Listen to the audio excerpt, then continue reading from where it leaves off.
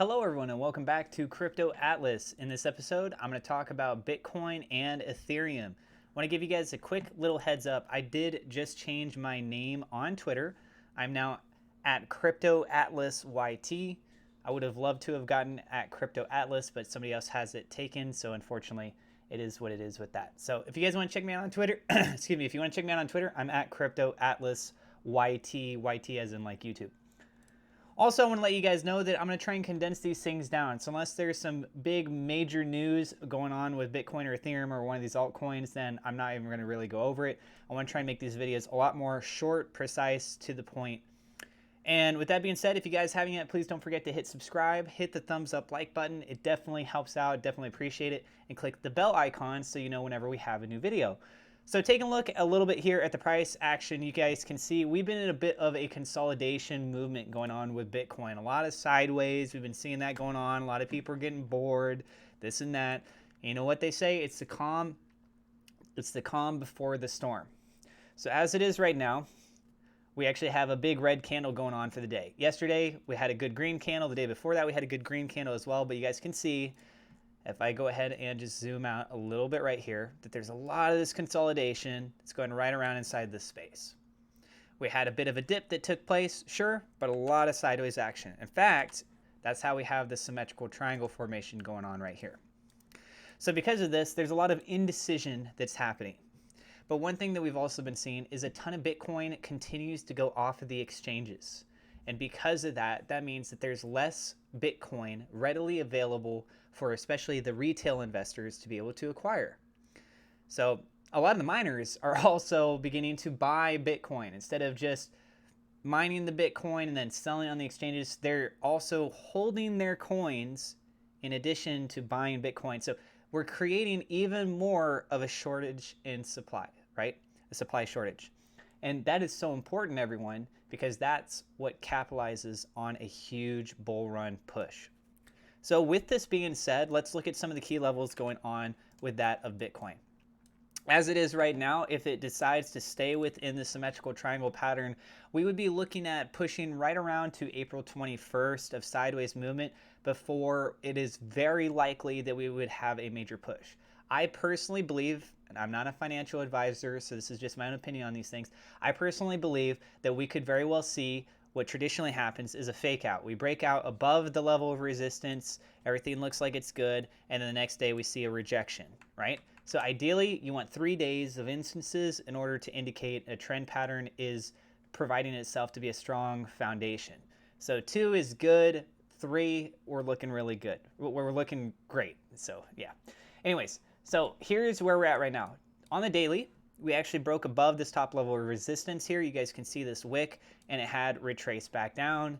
And then progressively over the course of the day, we saw a big decline, but then it actually got some buying pressure back up. Volume overall is still very low. There's a lot of low volume activity going on. So at some point, once we start making this push, we get back over to the $60,000 range, especially if we close above $60,000. We have a very high likelihood of this just going full on parabolic. It was weird. It's like I had a hiccup and a burp at the same time there. That was a bizarre feeling. Key levels we got to look for as of tomorrow. Let's focus on that. $59,145. Above that is going to be at $60,000. Breaking above $60,000, we have the previous all-time high at $61,825. Beyond that, we're going to be pushing up on the Fibonacci sequence up to $64,525. Beyond that, if we can, it would be awesome if we actually got back on track with our previous trend formation. I had this set up back in mid-December. This would put us at $89,000. And this pattern was literally a repeated bar pattern sequence that took place from, as you guys can see, kind of back down here. So I more or less copied this and then just duplicated it over and over and over again as a theoretical if we went at that rate. So obviously we're not going at that rate. We had some major dips take place. We've seen some nice recoveries recurring as well. It was just a what if situation. So we got a lot of room that we still need to move with something like that. Now on the other hand, as of tomorrow, key level of resistance, because we do have less than an hour to go, so chances of us breaking above 58,500 are becoming more slim It is possible. We've seen some major moves happen in short periods of time before, so I'm not saying it's not going to happen, but regardless, keep an eye on 58,465, another level at $57,600. Beyond that, the 21 EMA is going to be approximately $56,824, and a huge drop would probably put us around $56,233. We got support being all the way down at $54,149. That's still above $50,000. So we're getting a lot of days where we're hanging out above $50,000. You guys can see even with this big drop that took place down here, at one point it went down to right around $50,400, but still above $50,000, right? So we're holding really, really well for the amount of days that we have above 50,000 and hanging out between 50,000 and 60,000. Once we break 60,000, here comes 70K. Here comes 75K. More importantly, you guys can see that the RSI is in the median-based zone. It's actually dipped down a little bit there. Technical radars are suggesting a buy, so we have plenty of room. The fact that we're still above the 21 EMA, we're holding this ground, it's looking very good, guys. It's looking very, very good. In fact, this is substantiating itself as a level of support even more at $57,644. Next up, we're going to go take a look at what's going on with Ethereum. Now with Ethereum, similar circumstances like that of Bitcoin. We're seeing a lot of Ethereum being moved off of the exchanges. With Ethereum, right now, we had a previous high position of $2,151, and that, I believe, actually looks like it hit a new all-time high as of today. And then you guys can see there's a bit of selling pressure that dropped down right onto that Fibonacci sequence at $2,045. I love the Fibonacci sequence for a lot of reasons, and this is one of them. So strong support being formed right there. As it is right now, we're mainly looking at the next $100 increment levels, okay? So next level is going to be 2,200, 2,300, then we got 2,400, and then pushing up to 2,440 is where the Fibonacci sequence is. 2,500 would be a very pivotal move. So that is like the big goal right now that should be on everyone's radar, is trying to aim for that push to $2,500. It's a nice psychological level for sure. Going further down, we do have more established levels. Oops, what just happened there? I don't know what that was.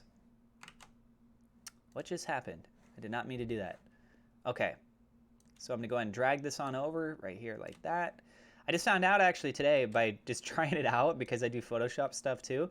Apparently if you're in TradingView and you hold down Shift, then it can pull out the stuff sideways without having to worry about, like, if you move up or down, it's going to hold it locked in place. So this is great because now I can actually get my time frame zones moved over a lot more efficiently. So let me go ahead and get that saved. Saved. Thank you. Further support is going to be at 1,970, then 1,940, then we got 1,909, and the 21 EMA is going to be more than likely very close to that 1,909 level.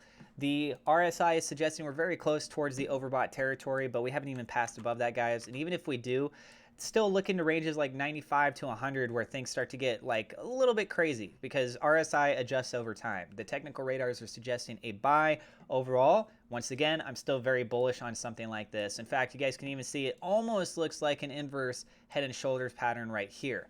Not quite, but because this shoulder on this side is a little bit weak.